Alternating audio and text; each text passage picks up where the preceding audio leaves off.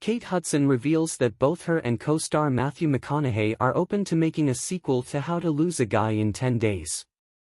The romantic comedy came out in 2003, but the actress is constantly asked if there are any plans for Andy, Hudson, and Ben, McConaughey, to return for a big-screen follow-up. One of the funniest scenes has to be seeing Ben get knocked out by another moviegoer at a screening of Sleepless in Seattle. Hudson dished on the matter in a brand-new interview with Andy Cohen during an appearance on the Watch What Happens Live podcast. At the 6:45 mark, Cohen asks about a sequel, and Hudson replies, "I think they're always thinking about that.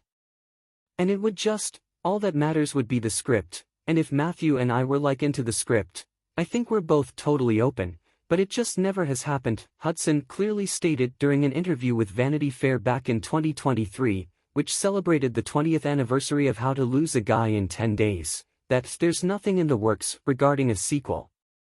Despite no plans for a follow-up, the rom-com remains a fan favorite today, in large part thanks to the chemistry between Hudson and co-star Matthew McConaughey. Hudson said of casting the now Oscar winner as Andy Anderson's love interest, below. "We were looking at guys and kept going back and forth about who would be the right guy. The guy for me was really important. Matthew came up in a meeting and I thought that was a great idea. I loved his energy. We immediately just got along." Matthew McConaughey meets fortune teller who predicts rom-com success. How to Lose a Guy in 10 Days turned out to be one of Matthew McConaughey's best comedic films, so it's clear the actor owes a lot to co-star Kate Hudson for believing he was the right person to portray her advertising-obsessed love interest, Ben, in the 2003 rom-com. However, it turns out that the fates also had a role to play in McConaughey eventually deciding to accept the offer, a strange out-of-the-blue fortune teller. To be precise, McConaughey recalled the chance encounter during the same 20th anniversary interview, below.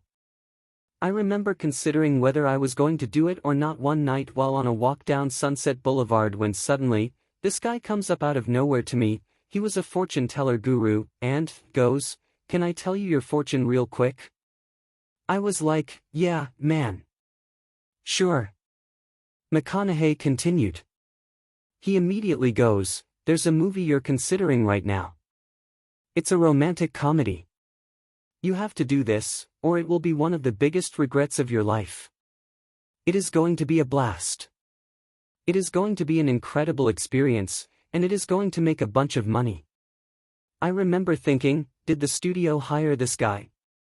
I laughed at the thought, but I also remember taking a more serious consideration. I think I even accepted the offer the next day.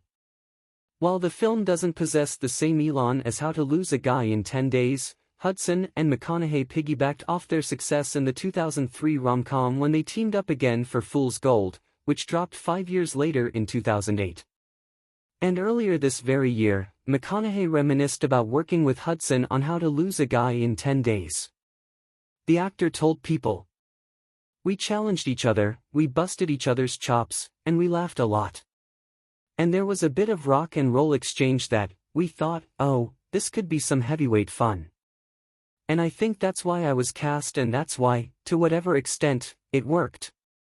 How to Lose a Guy in 10 Days, which also ranks as one of Kate Hudson's best movies, is available to stream on Paramount Plus at the time of this writing.